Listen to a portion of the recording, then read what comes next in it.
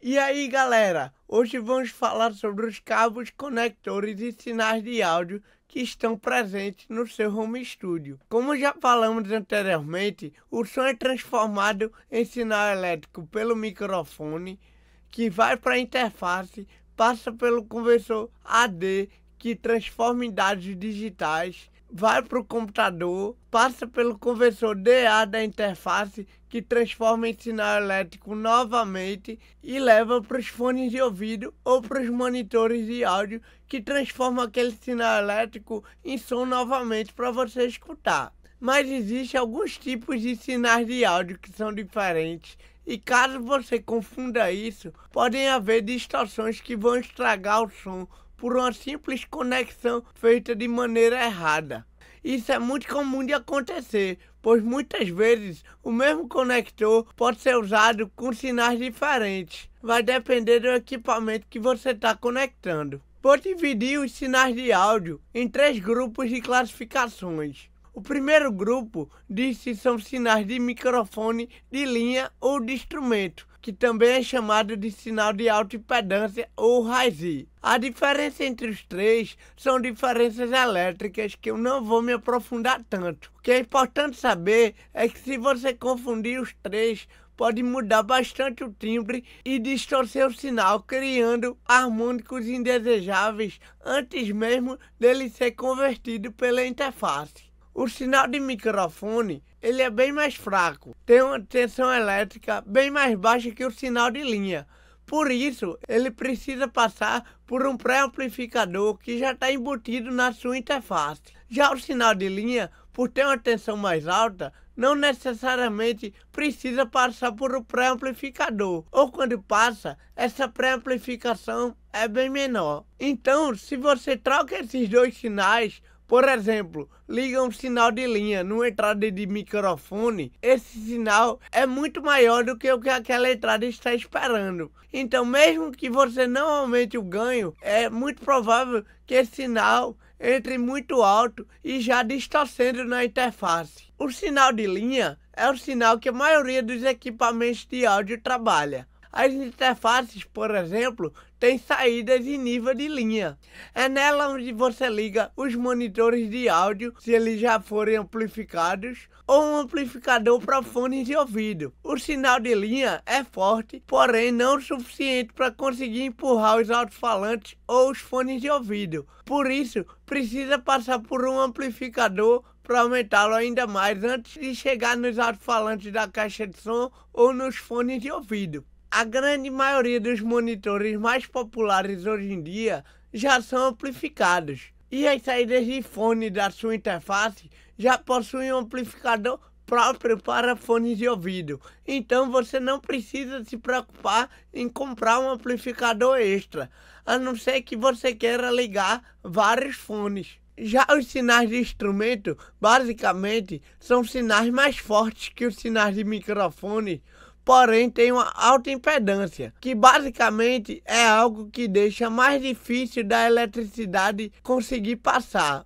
Isso, se tratando de áudio, vai interferir diretamente nas frequências daquele sinal e, portanto, vai alterar o timbre.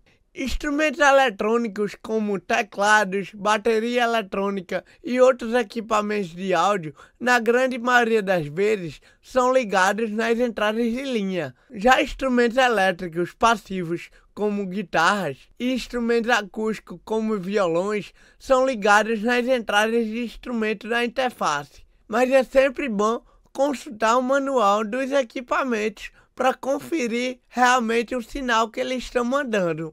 Agora, sabendo essas diferenças, o segundo grupo de sinais de áudio são os sinais mono ou estéreo. Mono quer dizer apenas um sinal, e estéreo são dois sinais diferentes, um que fica para o lado esquerdo e outro que fica para o lado direito. Quando a gente ouve uma música no fone de ouvido, conseguimos perceber bem isso. Tem instrumentos que ficam mais para a esquerda, outros mais para a direita e outros que soam no centro, como a voz, o bumbo e o baixo na grande maioria das músicas, justamente porque eles têm o mesmo volume para os dois lados. Isso dá a impressão no nosso cérebro de eles estarem no meio. Então, se você estiver ouvindo uma música em apenas um alto-falante, que é o mais comum na maioria dos celulares e caixas Bluetooth, você vai estar ouvindo em mono. O próprio equipamento vai fazer essa somatória dos dois sinais, esquerdo e direito, para transformar em um sinal só. Mas essa soma pode acabar gerando cancelamentos em algumas frequências. Agora, antes de falar sobre a terceira classificação dos sinais de áudio, vou te explicar sobre os cabos em si. Um cabo de áudio é formado por um fio condutor que vai trafegar o sinal de áudio em si. E se for um sinal estéreo, o cabo vai ter que ter dois fios. E além desse fio que vai levar o sinal, o cabo também tem uma malha, que é um fio desencapado que fica em volta, que é conectado na carcaça metálica dos equipamentos. Essa malha funciona como uma blindagem que ajuda a proteger o sinal de áudio de ruídos eletromagnéticos, como ruídos de rádio, por exemplo, que são captados pelo cabo. Todo fio funciona como se fosse uma antena, então sempre está sujeito a captar essas frequências eletromagnéticas que estão transitando no ar o tempo todo, como ondas de Wi-Fi, ondas de rádio e de telefonia móvel, por exemplo, entre outros equipamentos no dia a dia que estão o tempo todo provocando essas interferências eletromagnéticas. Então, um cabo com uma boa blindagem é fundamental para evitar captar essas interferências que causam ruídos no sinal. E quanto maior o comprimento do cabo, maior a chance de captar esses ruídos. Muitas vezes, só essa blindagem da malha não é suficiente para impedir esses ruídos. Por isso, existem os sinais de áudio balanceados, que funcionam da seguinte maneira. O equipamento, ao invés de mandar apenas um sinal, ele manda dois sinais idênticos, porém com polaridades inversas. E quando chega no outro equipamento, a polaridade desse segundo sinal é desinvertida. E esse ruído eletromagnético que porventura foi captado pelo cabo, ele é cancelado. E de quebra com isso, a gente ainda ganha alguns dBs a mais no sinal. Um cabo para ser balanceado precisa ter dois fios, um que vai levar o sinal com polaridade original e outro que vai levar o sinal com polaridade invertida. E além desses dois fios, é claro, precisa da malha. É importante lembrar que além do cabo, os dois equipamentos que você está interligando também precisam trabalhar com esses sinais balanceados, justamente porque é nos equipamentos que acontece essa inversão e desinversão da polaridade para cancelar o ruído, né? Os microfones já trabalham com sinais balanceados e a maioria dos equipamentos profissionais também. Eu recomendo, sempre que possível, que você opte por trabalhar com sinais balanceados. Mas caso seu equipamento não permita trabalhar com sinais balanceados e você precise trabalhar com sinais desbalanceados, utilize cabos pequenos, de mais ou menos até 5 metros, pois a chance de captar ruído é menor. Sinais já amplificados, como é o caso dos fones de ouvido, como eles já são muito fortes, esses ruídos eletromagnéticos são meio que irrelevantes. Por isso, eles não precisam ser balanceados e os cabos podem ser grandes sem nenhum problema. Uma outra dica que vai ajudar a prevenir esses ruídos na gravação é uma blindagem nos instrumentos elétricos. Isso quem vai fazer é o luthier. Por isso, sempre deixe seus instrumentos com a elétrica revisada. Além disso, é imprescindível ter um aterramento elétrico bem feito no seu home studio, que além de ajudar a prevenir ruídos, também vai lhe proteger contra choques elétricos. Tudo no seu home studio precisa estar aterrado e é importante que esse aterramento seja comum para todas as tomadas. O terra é aquele pino do meio da tomada que muita gente não liga. Esse pino é ligado no fio que é conectado numa haste de cobre que vai diretamente na terra. Se você tem dúvidas com isso, eu recomendo que procure um bom eletricista para verificar se seu aterramento está bem feito ou não. Por fim, vamos conhecer os principais conectores, usados no áudio. P2 são aqueles mais finos, geralmente usados para fones de ouvido em equipamentos mais amadores. Já o P10 são esses mais grossos, são muito usados em instrumentos e em vários outros equipamentos de áudio. Inclusive a saída de fone da maioria das interfaces é P10. Por ela ser mais grossa, acaba tendo um encaixe melhor, evitando mau contato. Tanto o conector P2 quanto o P10 podem ser do tipo TS ou TRS. TS é tipo esse aqui, que tem apenas uma faixa de áudio que vai separar o sinal da malha. No caso, ele só vai levar apenas um sinal de áudio, então só vai servir para sinais mono ou desbalanceados, que é o caso da maioria dos instrumentos.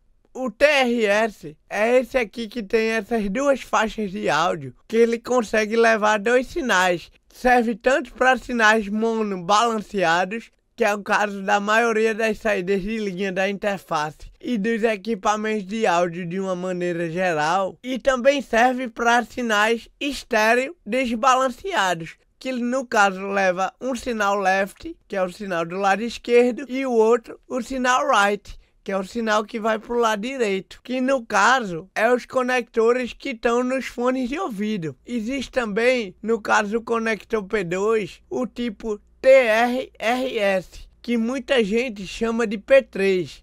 Eles eram usados em fones de ouvido de celulares mais antigos. Ele vai levar três sinais, o da esquerda, o da direita e o sinal do microfone, que já vem no fone do celular. Um outro conector é o XLR, que também é conhecido como Canon.